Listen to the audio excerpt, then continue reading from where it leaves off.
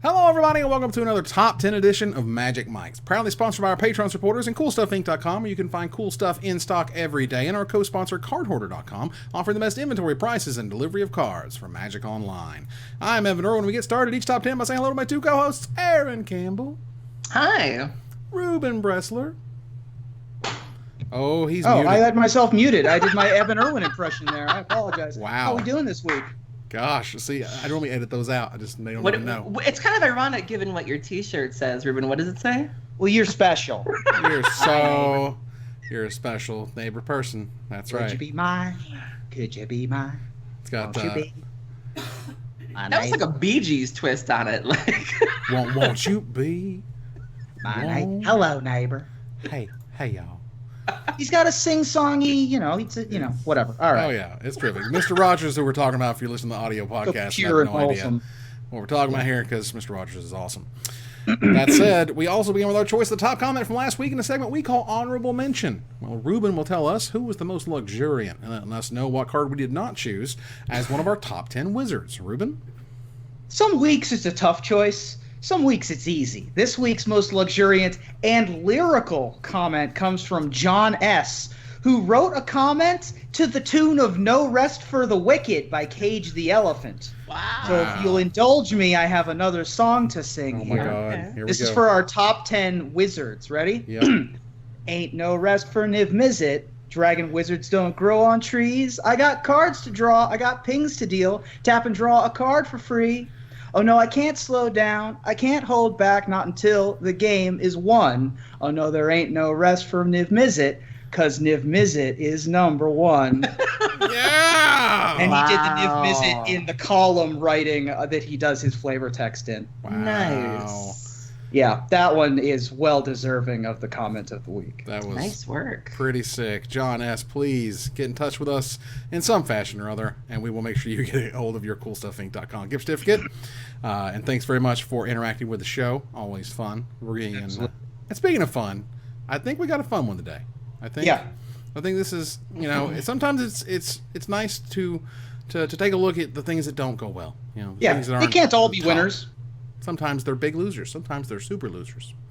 But that means we're talking about the worst mythics. Ruben, let's kick it off here. What is your number 10 worst mythic? Like I said, when you're doing the Wedge from the Mana Source Invitational topic, they can't all be winners when they introduce the mythic rarity slot. And when you think mythic, you think, I think that a lot of folks think big giant flyers, right? Big giant mythic angels, big giant mythic dragons, big giant mythic demons. They're not all really very good cards, and some of them are stone unplayable. For example, let's talk about Hellcarver Demon. Hellcarver Demon is 3 colorless, black, black, black for a 6/6 flying demon. Okay, 6/6 for 6 flying demon. We're off to a good start. We're good. A Rise of the Eldrazi. This is like a decent spot to get one of your big fatties in. It goes downhill real fast. Whenever Hellcarver Demon deals combat damage to a player, sacrifice all other permanents you control and discard your hand. Exile the top 6 cards of your library. You may cast any number of non-land cards exiled this way without paying their mana costs. It's rare. How bad you got? That's, oh my god, it's so bad. It's rare that you would open a 6 mana 6/6 flyer in limited and be like, don't play it. Like, seriously, don't play it. It's horrendous. It is so horrendously bad. You have to sacrifice all of your permanents, which means probably 6 lands.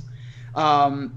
And then discard your hand on top of that, much less any other 2, 3, 4, and 5 drops you played previously.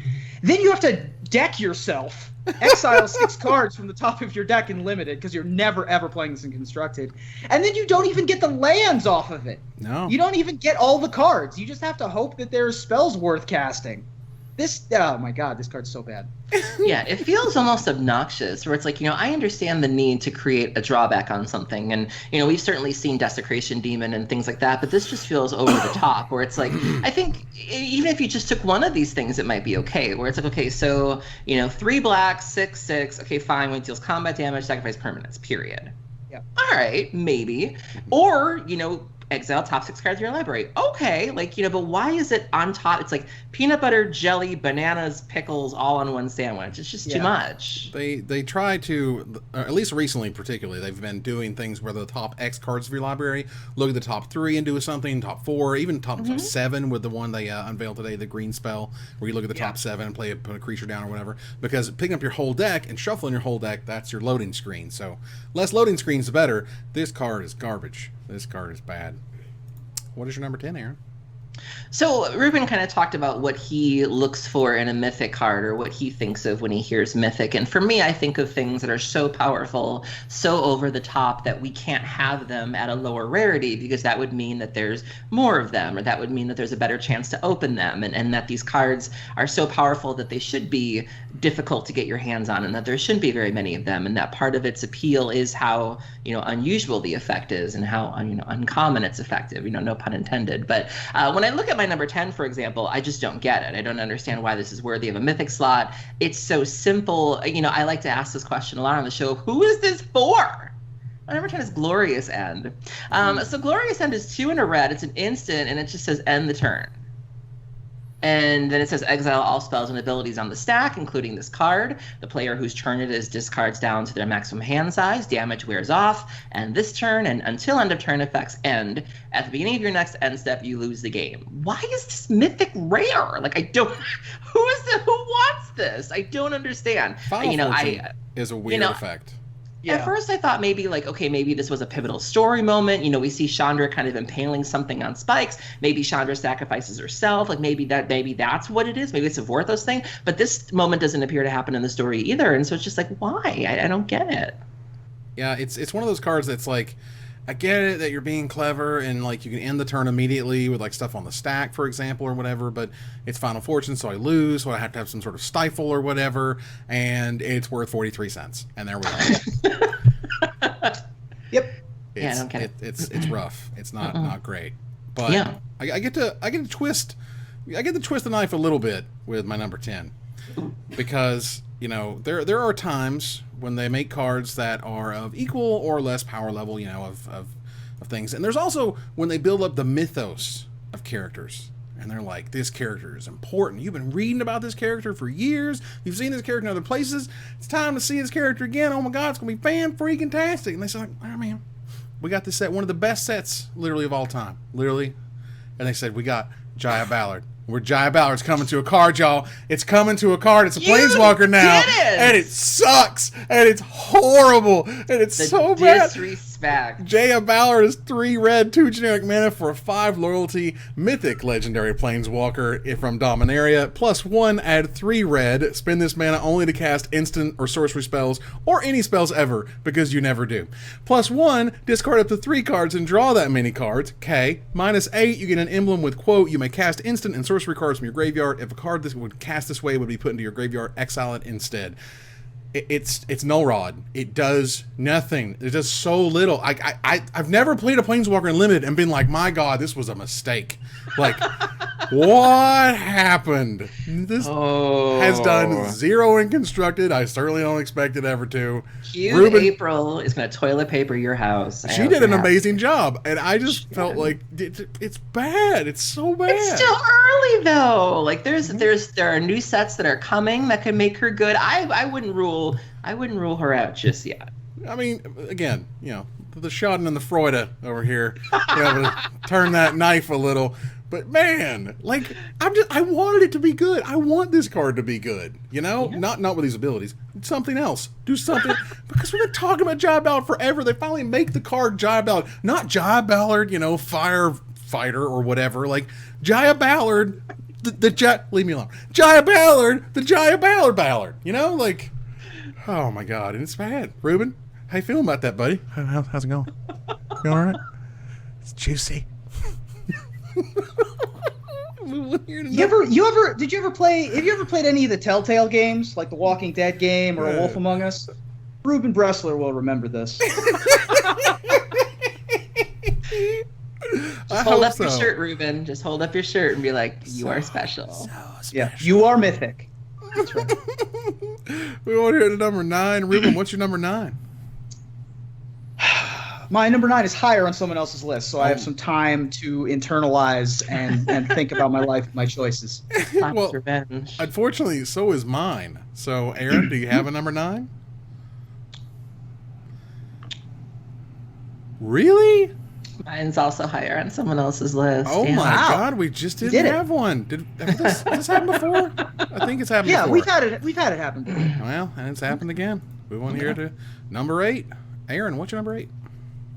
My number 8 sounds like a good idea in theory. It plays on a trope that is very common in fiction that we've all seen in like Disney movies and things like that. But it's really expensive. And for what you're paying for it, you're just not getting the value out of it. And I kind of understand why. Like, I understand, that they might have been burned by this type of thing before with tutor effects. And so I understand that we can't have vampiric tutor. We can't have diabolic tutor or demonic tutor. We just can't have mystical tutors. So having to pay a little bit more to go search for your library is a good thing, I guess. But on all levels, this is just unnecessarily expensive and just frankly not any good. My number 8 is Ring of 3 Wishes. So Ring of 3 Wishes costs 5 colorless. It's an artifact, a mythic rare artifact from Magic 2014. It enters the battlefield with 3 wish counters on it. You pay 5 and tap it. Remove a wish counter to search your library for a card and put that card into your hand, then shuffle your library. So at 5 mana, it does nothing by itself. Then you got to pay another 5 just to get the effect, and you're not even getting to play that card. You're not getting any discount. You still got to pay for whatever card you got. That's a lot of mana. For a wish, if I'm paying for wishes, I'm not paying for wishes. I'm not doing it. And I get where they were trying to go with it. I get sort of the wish, the djinn, the lamp kind of flavor of it all, but it's just so expensive. And I just don't know anybody who wanted this, even in EDH. It's that's a lot of mana. I'm not doing it. 10 mana to do anything. Yeah, I mean, for 10 mana, you need an lot, Eldrazi for 10 mana, that'll exile things and get cast triggers and be indestructible. You can get Omniscience for 11 mana, 10 or 11? Yeah. 10. Yeah, I mean that's a lot for 10 mana. You're Now, saying. to be fair, M14 was this was M14, right? Yeah. Yes. This was I remember it was M14 because this was the slowest core set draft environment I've ever seen ever, and Mono Blue was my favorite archetype to play, and Ring of 3 Wishes was actually good in that archetype because you always could get it off and activate it 2 or 3 times before the game ended. It was a nice way to get your additional finishers in there. Wow. But yeah, I mean, it's evocative and flavorful, and yet it doesn't. That happens sometimes where it just doesn't translate to the card. Was M14 the set? I think it was Sam Black who was just blue is better than all the other colors. It's not even close. Yep. Yep, that's the one. You force it no matter what happens because their Blue, worst card. or Black Red Sacrifice was okay, but I loved that. Yeah. Blue was far and away the best color in that archetype, and Ring of 3 Wishes was fine there. Again, though, pennies on the pack for your mythic rare slot, not ideal. Yeah, not exciting. That said, Ruben, what's your number 8? So Wizards of the Coast has a history of printing these garbage Firebirds in the mythic rare slot, every set, right? There's just horrendous Phoenixes every single time, and especially when you come out in an environment where for your 2 colorless red you could be getting a Thunderbreak Regent or an Avaricious Dragon or an Ash Cloud Phoenix. Akoum Firebird is just so much worse than anything that was ever available, and it was a horrendous waste of a mythic slot in Battle for Zendikar. So for 2 colorless red you get a 3 colorless Flying Haste. Okay, right? We're on board. Akoum Firebird attacks each turn if able. That's not great. Isn't that what you want to be doing, though? Yeah, red players? Yeah, but I mean, can't we at least get 4 power here? Again, our options at the time were Ash Cloud Phoenix, Thunderbreak Regent, and another 4/4 for 4. Okay. Not to mention the fact that we could just be playing things for 3 mana instead. Oh, by the way, Landfall. When a land enters the battlefield under your control, you may pay 4 colorless red. At which point I passed out and stopped reading. But if you red colors can't even count that high, right, exactly. Cool. If you do return Akoum Firebird from your graveyard to the battlefield, I mean I'd rather you get to unearth a Earthshaker Kenra for that amount of mana these days, and that thing attacks for more and negates a blocker instead of just putting a flying hill giant, a phantom monster onto the battlefield. It felt like this one just got chewed up in development. You know what I mean? Like it was 1,000 cuts. Like maybe it was a 4-4, and then they went, well, that's too good, 4-3, and then went to 3-3, and then they're like, okay, and then the landfall just kept getting more expensive. You know what I mean? Like they kept moving the knobs until it's just suck. It's just a pile of suck. It's just garbage, and it's not memorable. It's not even that interesting because it's just another Phoenix. You know, it's I just don't like this card at all. Well, I'm guessing this isn't going to be the last Planeswalker we talk about, but there have been some pretty garbagey Planeswalkers in Magic's lifetime, let me tell you. And, man, it was fun to get really excited when we went back to Ravnica. And you went to Ravnica and you're really excited. It's really super cool. You're like, yeah, they're returning to Ravnica. Woo! They're doing it and followed up with Gatecrash. Woo! And they're like, all right, here's new Gideon. And you're like, oh, snap. Oh, right. I bet Gideon's going to be insane. Gideon, Champion of Justice, is complete garbage. I forgot how bad that card was. Dumpster dump of fire. It's 2 white, 2 generic mana for a 4 loyalty Planeswalker. So you start off right, okay? +1, put a loyalty counter on it for each creature target opponent controls. Okay? 0 until end of turn. It becomes an indestructible human soldier creature with power and toughness equal to its loyalty counters. Prevent all damage that would be dealt to him this turn. That's sort of the Gideon ability. -15. -15. Exile all other permanents. So he protects himself by gaining 1 loyalty for every creature they have, which probably usually have more than 1 power. So then it's just going to be negative. So it's garbage, and you can't activate him immediately because he's got summoning sickness. It's just this card's garbage, and it's really sad. And it's just I mean I've tried it. It's just embarrassing. It's literally so bad. It kind of feels like a reverse pun. You know, we talk about Punisher effects and how they're only good depending on what your opponent is doing. And you know, it would be one thing if it was up to you. You know, it'd be one thing if it was put a loyalty counter for each creature you control. You could then sort of build your deck around that to really capitalize on that. But you know, let's say you're playing a control deck. Well, now you get no counters. You know, so it relies on your opponent for it to be good, and that's just never really where you want to be. Yeah, this just feels like a mishmash of like that ultimate is no joke. But you want it against decks that have no creatures in play. Yeah. And it just takes this card's horrendous. And they had the gall, the cojones to put this in the modern cube. Oh my for god. A period of time. Gross. And and if you want to highlight just how big of a turd this one was not just not great. It was pretty bad. Well, let me tell you. Move here to number 8, or I'm sorry, to number 7, and because you were just talking a minute ago about our garbage phoenixes, and we ain't done. We ain't done with our garbage phoenixes. We love our garbage phoenixes around here. This one is so bad. This one's like insultingly bad. This one just flicks you in the nose, you know, and calls you a name and peels off in the Camaro. I swear to God, Flame-Wreathed Phoenix from Born of the Gods was such. Seriously. Let's take a look at this little nugget.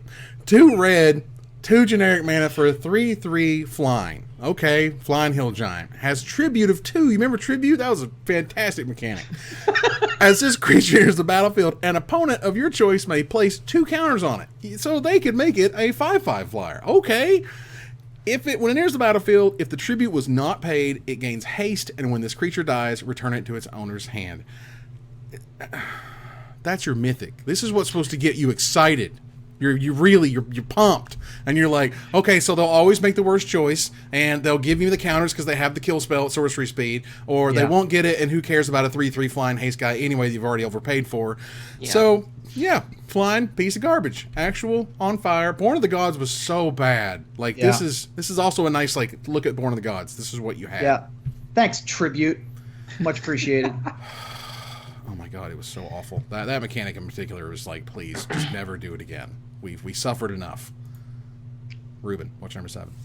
Speaking of 2 colorless red, boy, they print a lot of garbage at that casting cost. You know, sometimes you get Koth, sometimes you get Hellrider, sometimes you get Rowdy Crew, is what happens.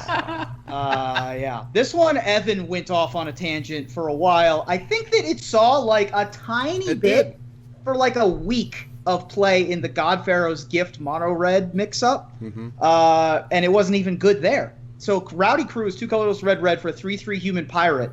Oh, 3/3 for 3. Yeah, well, that's interesting. I can't. Sensing a theme here. It has trample, and it also has the ability when Rowdy Crew enters the battlefield, draw 3 cards, then discard 2 cards. Next line of text at random. See, that's the real dagger. Is the formatting. Rowdy. That's I get it. Flavor. Crazy. Unbelievable.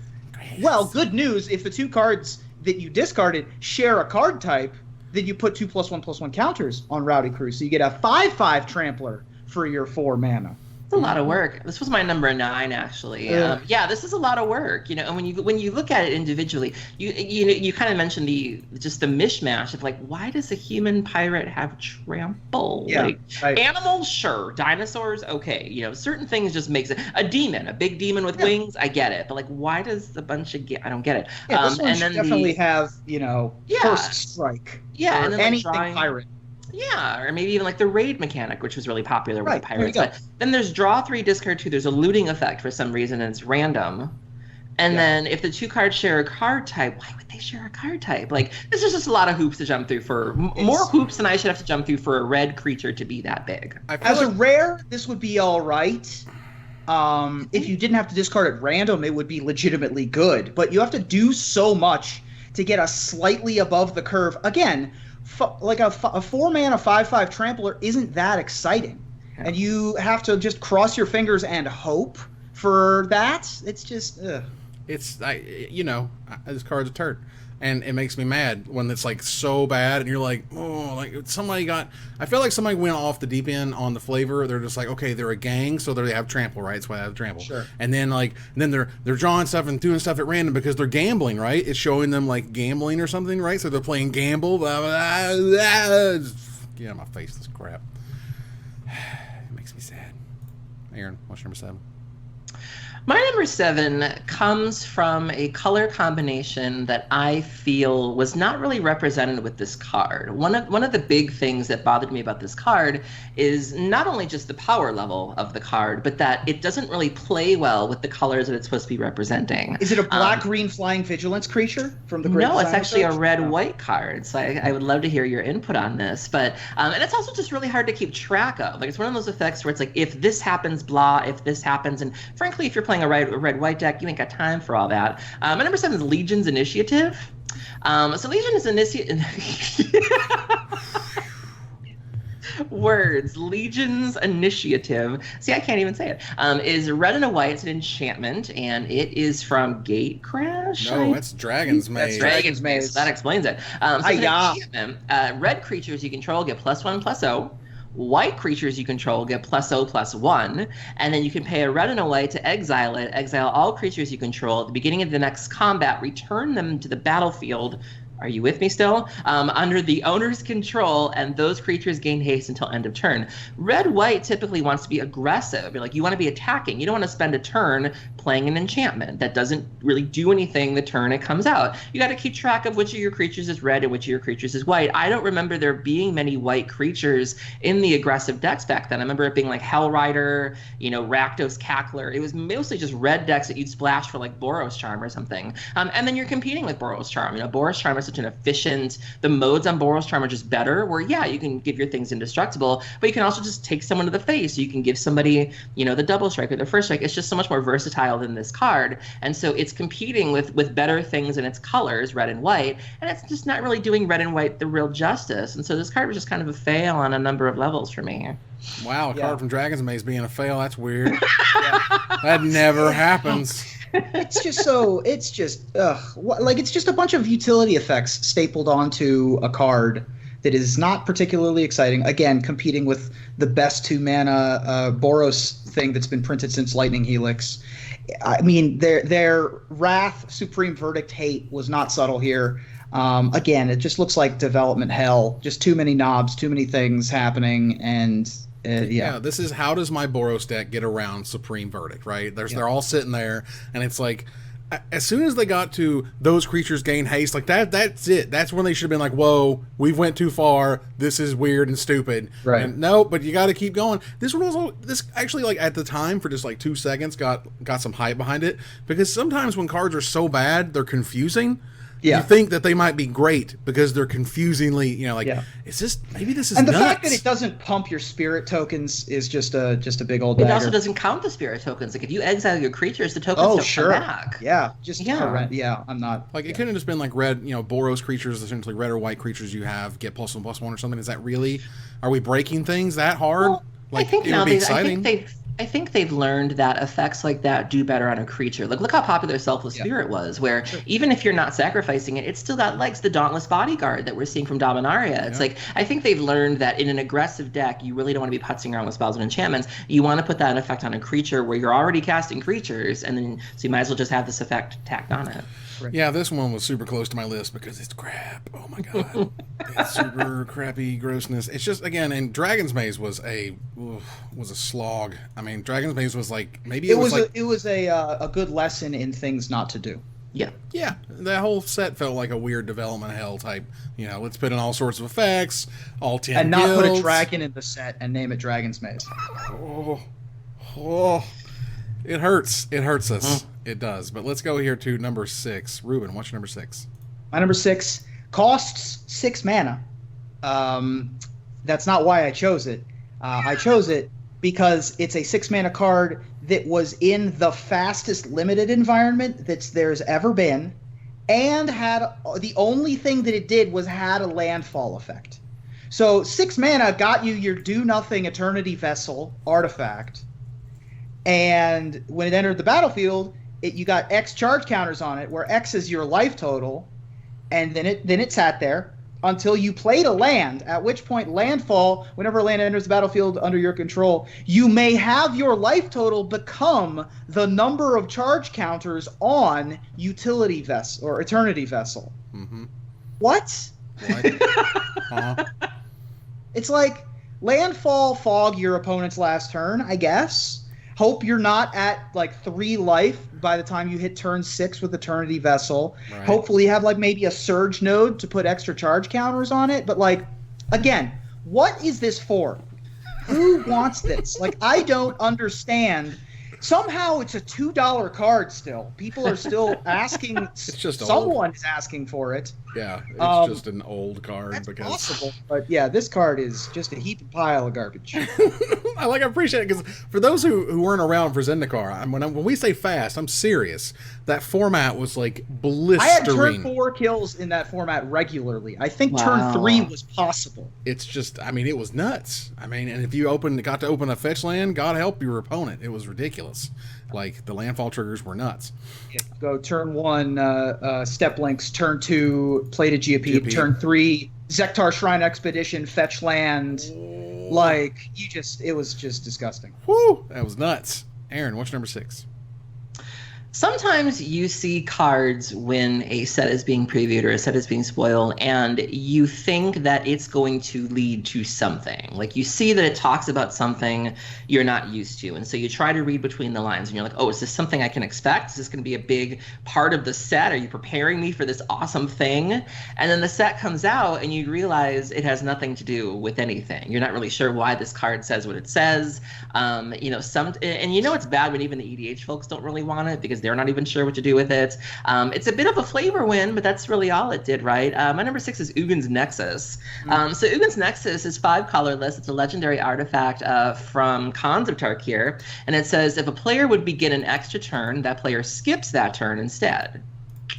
If Ugin's Nexus would be put into a graveyard from the battlefield, instead exile it and take an extra turn after this one. So when I first saw this, I was like, oh my god, time set, timey-wimey. Yeah. Are we all going to be taking extra turns? Is this going to be like a sideboard card for all these extra turns we're going to be taking? No! And then you get to the second half, and you're like, oh, am I going to be sacrificing artifacts that I can use to get free turns? No! None of these things factored into the set at all. And so you're just like, why do I care? And so I remember getting excited when it first came out, and then just realizing it had no purpose in the set at all, no purpose in standard at all. Certainly, I've yet to see it in an eternal format, certainly. And you're just like, why? 37 cents, y'all. 37, worth every penny. There are some artifacts that have like super unique abilities that I left off of my list, specifically because I was like, I'm sure there's a vintage deck, right? There's gotta be some piece of garbage Lux Cannon shenanigans, or what's another good? Lich's Mirror, which we might talk about. Listen, I love that Ugin's card. Nexus. I mean, I love the Lich is back and all, but I thought for sure that Ugin's Nexus was like, oh, there's some Eon Hub style, people play garbage artifacts and ridiculousness all the time. This one's got to be one of those things that has like a tier 2 vintage strap behind it. And you're telling me no? Why would you ever start it with, if they would take an extra turn, they skip it? Who cares? What are you talking about? You're burying the lead on this card. Yes. That is definitely a big problem with this card. Is you have a line of text that has no relevance. I would have liked it if it said something like 5 generic mana, sacrifice Ugin's Nexus. Or sacrifice creatures, however many, and sacrifice it. You know what I mean? Like, give me the tool to pull the trigger in an interesting way. And that weird clause of just like, I got your time walk. The trigger that you have is that it's a legendary artifact. So if you play a second one, this guy you can sacrifice it, which means nothing. Out of here. All right. Well, that card's garbage. Speaking of garbage. And we were talking just a minute ago about how cards can look confusing, and that may make them exciting because you don't really know or totally understand the power of some of these effects, right? And so, and this isn't the first time we've talked about this card, and it won't be the last, it just won't. Because things follow me around forever. That's my job, that's my life now, is that everything I'd said 10 years ago, we get to talk about. Sweet. Yeah. Well, I went bazongo nuts on this thing. I went bazongo. I thought it was awesome. I thought it was the second coming. I don't think it ever came. We're a family-friendly show. Aurelia's Fury is just some heaping pile of unplayable trash, and I feel bad watching it go to like a $30 pre-order to just the slope, the bottom crash when you play it, and you're just like, wait, this isn't nearly as powerful as I thought it was or would be. 2 mana plus X. All right, so it's a red, white, and X generic mana. It is a Mythic from Gatecrash. It's an instant that deals X damage divided as you choose among any number of target creatures and or players. Tap each creature dealt damage this way. Players dealt damage this way can't cast non-creature spells this turn. So you tap down their team, you deal them some damage, it's doing X, it's doing Y. Oh my god, time walk on their upkeep, blah, blah, blah, blah, blah, blah. No, it never works out. It never got played in anything. It wasn't worth crap, and it's awful, and it's bad. If you want a good laugh, though, go to the on Gatherer. They have the discussion tab, and if you really want a good time, click on the discussion tab and see the hoops that people are jumping through to try to justify this card. Well, it kills mana dorks, and it opens them up to attacks by tapping stuff and silences them. That's worth it, you guys. And it's just like, that's a really, a lot of stars have to align, and you see them and they're like, oh, well, it counters miracles. What? When you play it in response to a miracle trigger, where it's like the criteria that people are using to be able to reassure themselves that this card isn't really bad is really entertaining, where it's like, just say it. Like, acceptance is the first step. Yeah, I think most people, when I love things, I love it very fiercely, very passionately. If I like it, I'm going to really like it. First of all, because it's a lot more interesting than if I was just like, well, maybe it's okay, I don't know, I hope it works out. Yeah. It's like, no, man, I thought this was sweet. I thought this was awesome, and this was the literal opposite of that. Yeah. Ouch. It hurt. It hurt me. I mean, I think a lot of people got this one wrong, though. Like, you're not alone. It's just that you're at the front lines. I'm the face of this awkwardness. All right. Moving on here to number 5. Ruben, what's your number 5? So there are a couple of tropes, like common things that, we talked about, garbage phoenixes. There are a couple of like, oh, this is this for the set. Well, the uber expensive garbage enchantments in blue is a fun spot to be in for me. Typically, they have the reasonableness to at least only put this in the rare slot. You got your cards like Back from the Brink and your Conjured Currencies, your Eyes of the Storm and your Infinite Reflections. Very rarely do they have the wherewithal and the unfortunate development mistake of putting this in the Mythic slot. One of the worst is the card Cast Through Time from Rise of the Eldrazi, but for my money, the worst example of this came in a set that we haven't talked about yet. Eldritch Moon, commonly accepted as a good set. But unfortunately, you got Mind's Dilation in your Mythic slot. Yo, dog. And boy, that's not great. So Mind's Dilation is 5 colorless blue for a Mythic Rare enchantment from Eldritch Moon. Whenever an opponent casts their first spell each turn, let's count the steps we have to get to. Whenever an opponent casts their first spell each turn, that player exiles the top card of their library. If it's a non-land card, you may cast it without paying its mana cost. So, 7 mana, do nothing, go. Right? Like, and if your opponent's winning, then they don't have to cast any more spells. Literally. Like they're like, oh, that's a nice attack you for 10. All right. and then if it, let's assume this is limited, 17 out of the 40 cards in their deck are going to be lands, give or take a couple. A lot of those are going to be 2/2s for 2, right? Like, we're not hitting Emrakul's off this Mind's Dilation. We're very rarely hitting anything good, much less if you have X spells, things with kicker, like literally anything that would be good when you cast it. Mind's Dilation doesn't do any of that. Like, there's probably, I could probably count on one hand the number of times, or I could count on the number of creepy things sticking out of whoever that is his back, the number of things that were good cast off of Mind's Dilation in the history of this card. And for 7 mana and a Mythic Rare slot, I expect better. Yeah, it kind of reminded me of a take on Mind's Desire, which is just so good, and you really can't even come close to it. I will say, however, I have enjoyed this card in EDH, though, specifically because you have multiple people to trigger it off of. But when it's just you, not so much. Yeah, and I can see that because it's like a $4 or $5 card now, where if you're playing against 6 people, you can get a lot of triggers off this thing, and if you're not, it's just like. But in the history of Mythic Rares, like I can't, for the life of me, have ever wanted to open this card. Ew. But like, compare it to what you could have opened in Eldritch Moon. You could have opened an Emrakul. Instead, you got this. You got this turd. Aaron, what's number 5?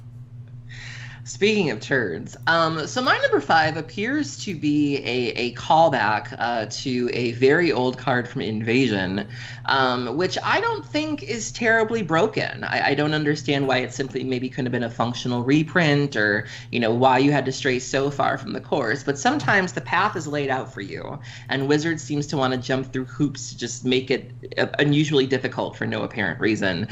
They were also really leaning on the mill aspect for Dimir for some reason, harder than they were in Ravnica, I seem to recall. And this one just really didn't take off at all. My number 5 is Reap Intellect. So Reap Intellect is X2, a blue and a black. Pipes. It's a sorcery from Dragon's Maze, because of course it was. And it says, target opponent reveals their hand. You choose up to X non-land cards from it and exile them. For each card exiled this way, search that player's graveyard, hand, and library for any number of cards with the same name as that card and exile them. Then that player shuffles their library. Lobotomy was a thing back in the day. And Lobotomy, you didn't have to. You got 1 card just for your 4 mana. If you pay 4 mana for Reap Intellect, you get nothing. You have to pay at least 5 to get 1 card. Like, why couldn't this have been X1? Right. Black. Right. Why couldn't it be X+1? Like, there's just so many ways to do that where I feel like they went out of their way to make this difficult, where I don't think of Lobotomy as sort of like a broken effect, where it's like, why? I could see if it was like Entomb, where it's like, well, we can't give you guys Entomb anymore. Fine, jack up the mana cost, because I agree with that. But why? It just felt unusually difficult. Another crap rare? Mythic Rare from Dragon's Maze? Say it ain't so! Where's my bingo card? Oh, for God's sake. I mean, seriously. The whole thing was... Dragon's Maze, you go back and you're just like, were you just trying to just be so clever you couldn't stand yourself with the red-white crap, and this thing being like the super lobotomy, cranial extraction, whatever, but it's more powerful, so you gotta make it at least 5 mana, but you don't want to make it 5 mana, you can make it X mana, so it's like clever this way. Ugh. Who's it for? I mean, like, the control decks certainly don't want it because they can either counter or whatever you have going on. Limited, you're probably not playing enough copies of the card to where this is useful. Like, it's just dead across the board. Yeah, it's really 30 cents, guys. Just it's not like that took off in EDH. This is actual garbage. All right, so sometimes the hottest garbage is the reprinted garbage, because it's funny to me that, and it's very rare that you will see a cycle of things that are printed at rare then Mythic, then Rare. Because some of them, like, and when they do that, and when they go to the Mythic slot and they're still worth nothing, it's really infuriating. And I'm just picking on one here, because I'm just go ahead and just pick, like, I remember the turn on the Sunday. Jugan the Rising Star in Modern Masters was a Mythic Rare. Now, granted, the packs were a little cheaper back then, but then, of course, they weren't because MSRP was never followed because it was just way too cheap for it. Right. So you'd pay $12, $10 to $12 for a pack, and you would get Jugan the Rising Star. And so when they went back and they made Iconic Masters, they included those dragons again at Rare. Just to give you one last good, flipping off before you never see them printed ever again because they've been reprinted to pieces and blah, blah, blah. And it's just like the slap in the face of just like, Jugan is your Mythic Rare from Modern Masters. Yeah, not ideal. It's just so gross. Ugh, all right. What does it do? Jugan the Rising Star, thank you. Jugan the Rising Star is 3 green, 3 generic mana, originally from Champions of Kamigawa, it was rare, reprinted in Modern Masters as a Mythic, because reasons. It is a 5/5 legendary dragon spirit with flying, and remember, it was a big deal to have a green creature with flying back in the day. Yeah. Had to overpay like crazy. So 6 mana, 5/5 legendary dragon spirit, flying. When it dies, you may distribute 5 +1/+1 counters among any number of target creatures. So that's neat. Ish. Is it worth a Mythic slot in Modern Masters? No. Is it worth 5 of them to have Ryusei the Falling Star, which I could also have just had here because it's also terrible. Yeah. But at least it's good and limited, right? Like right. Jugan, Ryusei, at least you want to open in your sealed deck. Yeah. Like it's like Jugan, it's not like you wouldn't play it if you're in green. It's just you're like, it's hard to play, hard to cast. It's a dragon, but it ain't worth, the money I'm paying for this pack. It's just awful. Absolutely. Ugh. All right, let's move on here to number 4. Ruben, what's your number 4? My number 4 is higher on someone else's list. 2 hires this week. This is the last one. There we go. Aaron, what's your number 4? Aww. Looks like I gotta pull this train, y'all. So, I tried not to harp too much on the Mythic as a mistake, right? But I did pick one. And this is the one. This is the one where you're like, you look at it and it's so boneheaded. And it's bad because of what it did to the game. It's bad in its play patterns. It's bad in how if this card is good, it is the only thing that is good, essentially. And in Kaladesh, one of the first Mythic Rares they ever showed you was Aetherworks Marvel.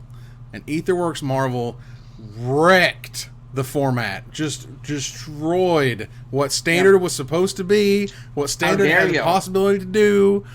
The whole thing was just unbelievable. Aetherworks Marvel is a 4 generic mana Mythic Rare from Kaladesh. It's a legendary artifact. When a permanent you control is put into a graveyard, you gain an energy counter.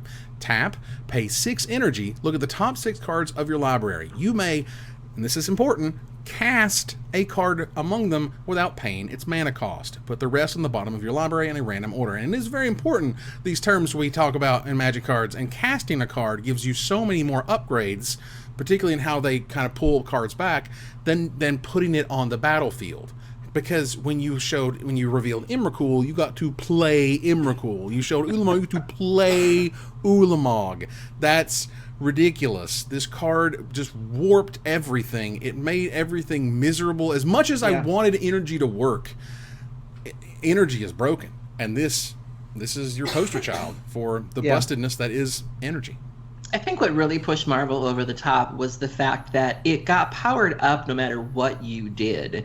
You could play these crappy puzzle knots, and even though the puzzle knots weren't very good, the fact whenever a permanent you control is put into a graveyard, you're more than happy to make chump blockers. Whirler Virtuoso, you make a bunch of Thopters. Okay, the Thopters die.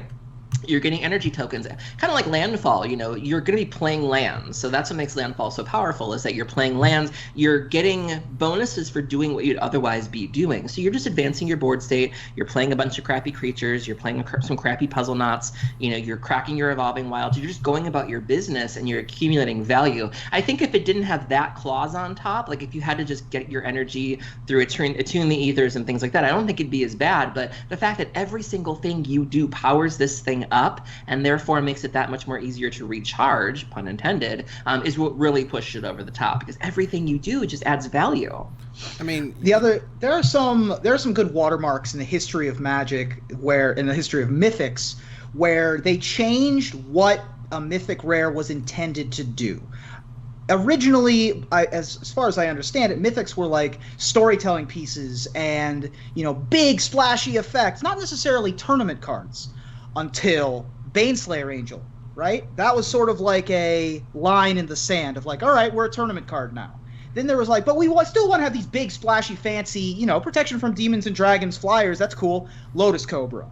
All right, that's a new line in the sand, right? If Lotus Cobra's a mythic, anything's a mythic. And then you get mistake mythics like Aetherworks Marvel, where it's just like, we get that this is a big splashy effect, that it's a tournament legal card, but we twisted a knob too far, and this is a perfect example. Yeah. It's just it's rare you have a 1/3 in your deck that sometimes makes one flyer or sometimes makes 12 of them because you were just playing the same Magic you always. I'm sorry, a 2/3, not a 1/3. Yeah. My bad. But yes, that was one. I mean, among the many reasons why Energy was busted was that every card in your deck could suddenly become the best card in any given moment. All of your cards were Snapcaster Mages. It's crazy. Move on here to number 3. I don't have one as it's higher on someone else's list. Ruben, what's your number 3? I have a number 3. And as I received the Jaya Ballard daggers, Evan now gets to receive the Time Reversal daggers. Evan Irwin of Magic Show fame, spokesman, storyteller invited, voice of the people, Mr. Orange, all right, told people that Time Reversal was the second coming. It was going to break open standard Magic. It was going to be the best thing since sliced bread, and it didn't. So Time Reversal's 3 colorless blue, originally from M11, reprinted in M12. It's a sorcery. Each player shuffles their hand and graveyard into their library, then draws 7 cards, exile Time Reversal. Another common theme of these reprint mythics, sometimes we'll get callbacks to the Power 9 effect of taking extra turns or drawing 3 cards, or doing the Time Twister thing with Time Reversal. We've seen it a couple times with stuff like Days Undoing, for example. But Time Reversal sticks out to me specifically because of my co-host. Wow. So I, it turns out I have the scripts for all these episodes. Wow. And, you have the my receipts. God. Oh, I do, and it's not good. It hurts. What did you say? I said, what? No way. Let me get this straight. Time Twister. They have reprinted Time freaking Twister for 5 mana. Oh my God, are you kidding me? What? A draw 7. A draw 7 in standard for a very affordable 5 mana. Do you know how many draw 7s exist in Magic, period? Less than half a dozen at that point. And why are they so rare? Very affordable. Because drawing 7 cards can be incredibly devastating. Oh my God. And then I go on to what makes this card insane. And with a little effort, it is bananas. Oh, this was my number 9. Oh. Now, I will say my Locust God EDH deck loves this card. Great. Awesome. I'm glad that it has a fan. Yeah, my buddy, Mr. Chapin, hit me up privately. He was like, hey, buddy, I don't think his card's very good. And I was like, oh, no. What have I done? And Patrick's like, I think it's important that Time Twister costs 3 mana versus 5 mana, and I'm like, you're right. Oh God, and and I was just like bracing, like maybe it's good. I mean, it's not nuts, but maybe it's like good, and it's like, right. It's not just good. Into the dirt. It was the bad. Art's beautiful at least. Shout out to Howard Lyon. Howard Lyon's for master. Sure. And the art is also notable in that it started a sort of groundswell of movement. If you look at the orbs in the art, there's 6 of them. Yeah. There's the 5 common colors of Magic, and then there's a purple planet. Oh, and people are like, ooh, yeah. purple mana's coming, right? Finally, we're getting the city basic land or whatever they were going to make it, or the Underdark, or whatever the 6th basic was going to be. This one's the spoiler, guys. It's coming. Mark Rosewater's a genius, and he got Howard Lyon in on it. Illuminati confirmed. And then it didn't. That also didn't happen. Oh my God! It failed on every metric possible, and yeah, Except I signed. Beautiful art. Beautiful, beautiful art. Yeah, gorgeous art. from Howard. So, Aaron, what's number 3? We like to give Wizards a lot of crap, and we like to think that Wizards isn't listening to us. You know, we shout our complaints into the void, and we swear they don't get listened to, and that's just not true. Sometimes they listen, and sometimes they give the people what they want. Like for years and years and years and years, people have been clamoring for a legendary creature of a certain type. And Mara was like, you know what, I'm going to give it to you. You guys have waited long enough, and you're going to love this. And nobody loved it. And it was a bit of a disappointment, and it's so bad that, again, if even EDH players don't want it, you know you've done something wrong. My number 3 is Ulrich of the Krallenhorde. So Ulrich is 3 a red and a green. He's a legendary creature, human werewolf from Eldritch Moon, 4/4. He's one of the flip creatures, and it says whenever this creature enters the battlefield, it transforms into Ulrich. Target creature gets +4/+4 until end of turn. At the beginning of each upkeep, if no spells were cast last turn, transform him into Ulrich Uncontested Alpha. And it says, whenever this creature transforms into Ulrich, you may have it fight target non-werewolf creature you don't control. At the beginning of each upkeep, if player casts 2 or more spells last turn, transform Ulrich. Why? To be an alpha, a werewolf alpha, doesn't he have to fight other werewolves? Like, yes.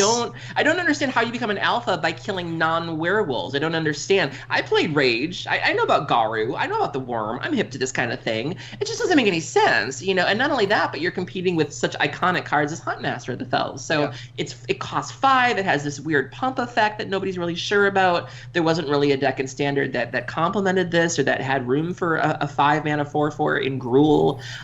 You know, the flip is kind of bizarre. Even Arlen Cord didn't see play, and she was a 4-mana planeswalker, except in Vintage. Thanks, Brian Kelly, knocked that off. But yeah, you know, people were really clamoring for a legendary werewolf, and then when it finally happened, we were like, oh boy, and then where's the rest of it?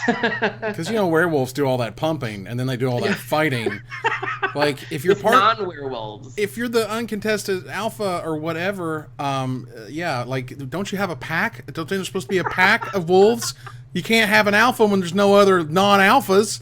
That's not how it works. The whole thing is just a big ball of, you screwed it right up. Like, gross. Everyone wanted this card to be, like, literally almost anything in this. Like, you know what a werewolf needs? You know, a giant growth on it. Like, what? Yeah. It's not flipping anything. It's not, helping you with your other werewolves. It's doing nothing. Oh, God. Yeah, there's so many ways this could have been good. You could have given it trample. You could have given it some sort of, like, you know, Kessig-like effect of, like, you know, some pumping or something like that. It just, both abilities on it just don't make any sense. And it's just not exciting from just the stats. Like, a 5-mana 4/4 could have been like a 5/5. Is that really going to break the bank? Like, right. Come on. Did it need to be a Dirk Woodbore? Like, come on. It's just so disappointing. People were clamoring for a legendary werewolf for years, and when they finally got one, we got this pile of Ulrich. It's just like uninspired. It's just mediocre on all fronts. This is another like pre-ordered at $20 Mythic because people were like, "Oh, it's the legendary werewolf.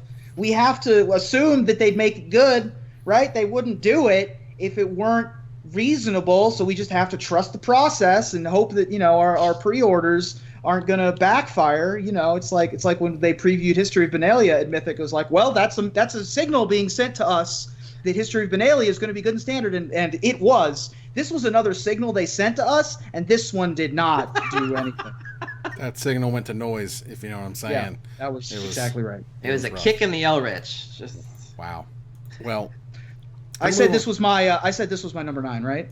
No, I did not hear that. Oh, okay. Sorry. This is my number 9 for all of the reasons stated and more. Fair enough. All right, so we're moving here to our top 2. It sure is getting exciting now. We're near the top of the turd pile, guys.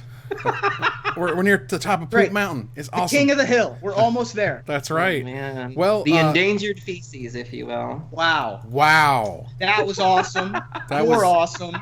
That was A+. That was actual A+. I don't give those out very often. I just want you to know that. Well, look, I happen to share a 52-cent Mythic Rare in my number 2 slot with somebody else. High five, bro. We did it. Bam! Let's put our differences behind us. We'll put our differences about Jaya and time reversal behind us and come together to discuss our number 2. Yes, let's be very diplomatic. Because our number 2 is a big steaming pile of number 2. Hey yo, yes, that's right. Woo! Endangered feast. This man writes jokes, y'all. He writes jokes. This is a straight joke. It kills you because like they actually said we had no like it was the last minute. They didn't want to break anything, so they made it bad. Archangel's Light and Dark Ascension is one of the worst pieces of crap you will ever see. It is a white and 7 generic mana. It is an 8 mana mythic. An 8 mana mythic sorcery. What do you think an 8 mana mythic sorcery is going to do? Not this. You gain 2 life for each card in your graveyard, then shuffle your graveyard into your library. Period. The end. That's it. That's the whole card. That's the whole card. That's the whole card. This was my number 4. Nice. I've heard rumors that the reason why it was messed with is because Mara was afraid it was going to break something. Like there was a lot of fear of it being too powerful. What was it supposed to be too powerful with? Like I don't understand. I have no idea. idea. Knowing what we know about the set, like what was the fear? Wizards is for the only devil's advocate thing I can see. First of all, it should never ever cost 8. That was just stupid. No. They priced that thing into oblivion just to make sure. But Wizards is very sensitive to having too much life gain, too many fogs, and this is very much a fog effect. This is, like I gain, 16 life, go. That's going to give me a couple turns. I'm going to find some more fogs because you don't want the fog metagame. When the fog deck is good, the format's bad. I don't know. I seem to recall Mastery of the Unseen being a thing for a minute, and look how deep those games got with like the triple-digit life totals. Yeah, but you could drop that on turn 2 and just use it whenever the hell you wanted. You could use that ability whenever. This was an 8 mana sorcery. From Dark Ascension, an otherwise fine set. Otherwise great set, but I mean, there's a very low bar, by the way, of trying to print at least passable 8 mana mythic. The history of 8 mana mythics are, if you count Obliterate, which was in From the Vault Storytime, Conflux, Worst Fears, Praetor's Council, Army of the Damned. Ooh. Like the bar is not high. No. You got to be better than making 13 tapped 2/2s, right? It's not difficult. I mean, and you only need 13 cards in your graveyard to cancel out the 2/2s because you get 2 life each. Right, just like we drew it up. God, this is just when you open this as your foil rare, Mythic. Foil mythic, yeah, because you get 1 rare foil per box, and if this was yours, I'm sorry. Vomit. Woo. Gross. Aaron, what's your number 2? My number 2 is the last higher on my list, so I know what somebody's number 1 is. Wow. All right. Well, my number 1, as we move here to the final number slide anyway, is shared with someone else, which clearly looks like Ruben and I are on that cycle. My number 1 is separate. You share it with me, silly. Oh my God! This one's my number 4. Oh, this is great because for me, the number 1 worst mythic. I mean, like by a mile, not even close. Like it's famously bad. Like it's like the Sorrow's Path of mythics is Tibalt, the Fiend-Blooded. Aaron, what does it do? Not enough. So Tibalt is from Avacyn Restored. It costs 2 red mana. It starts off with 2 loyalty. It's a planeswalker. You can +1 him to draw a card and then discard a card at random. Or you can -4 to have Tibalt deal damage equal to the number of cards in target player's hand to that player. Or you can -6 to gain control of all creatures until end of turn. Untap them. They gain haste until end of turn. Who is this for? Yeah. God. Not for anyone in particular. I'll tell you who this was for. This was for Design. Design wanted to try to make a 2-mana planeswalker, and they certainly tried. They certainly did.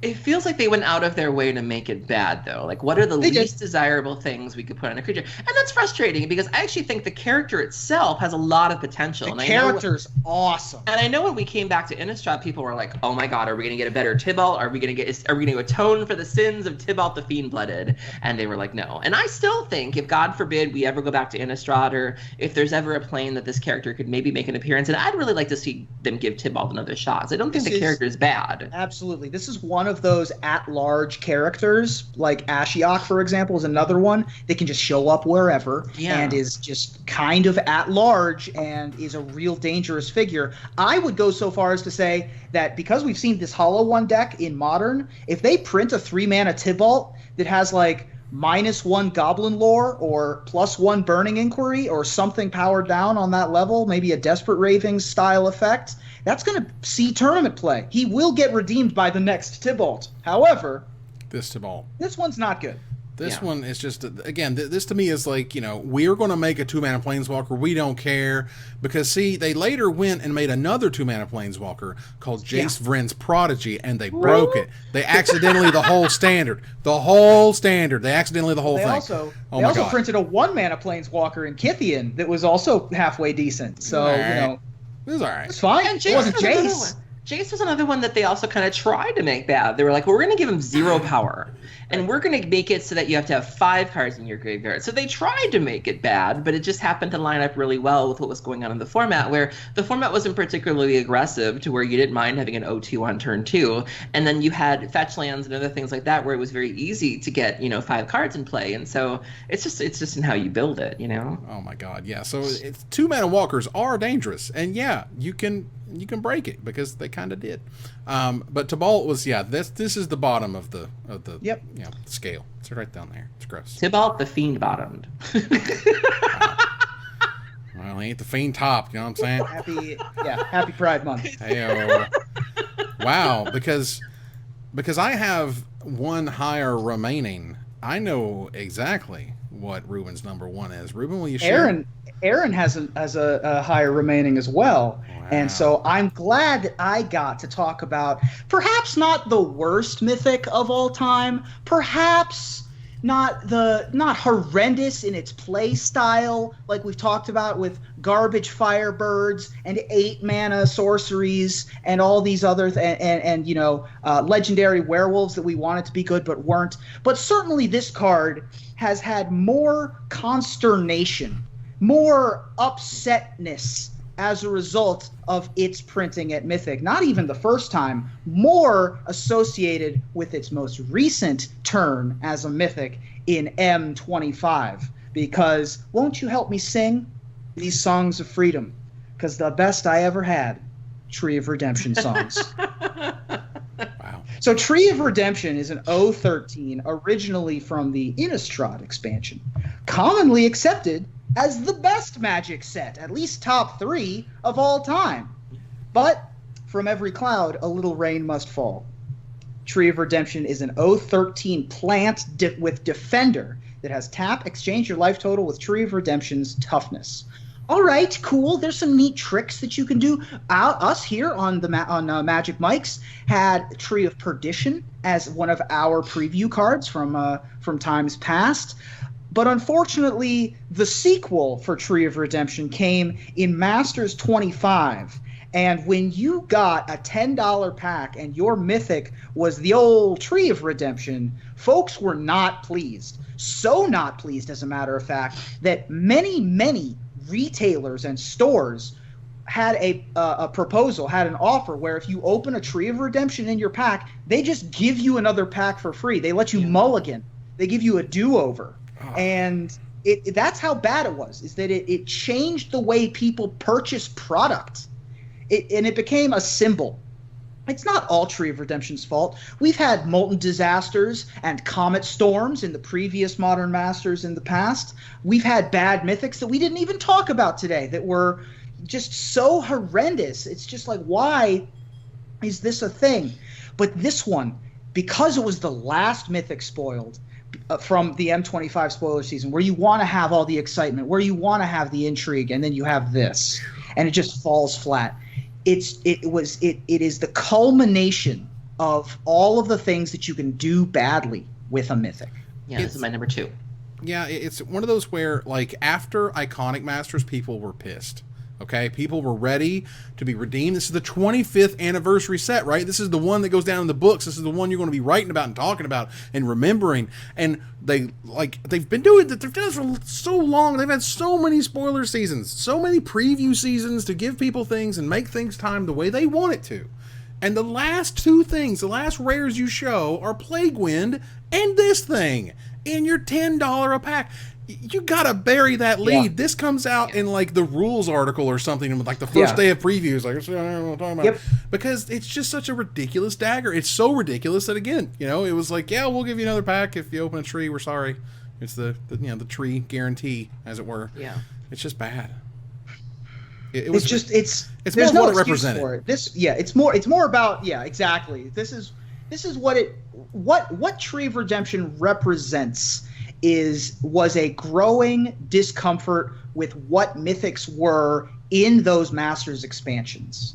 As I mentioned, Molten Disaster and Comet Storm. Previous to Tree of Redemption, people were like, what's I mean, I almost put Comet Storm on my list, even though that card is great, and I want to open it in a lot of I had someone cast that against me the other day, and I was like, is this in Commander? And I was like, is this really, this is that crappy card from the Masters set. Yeah. They were like, how dare you?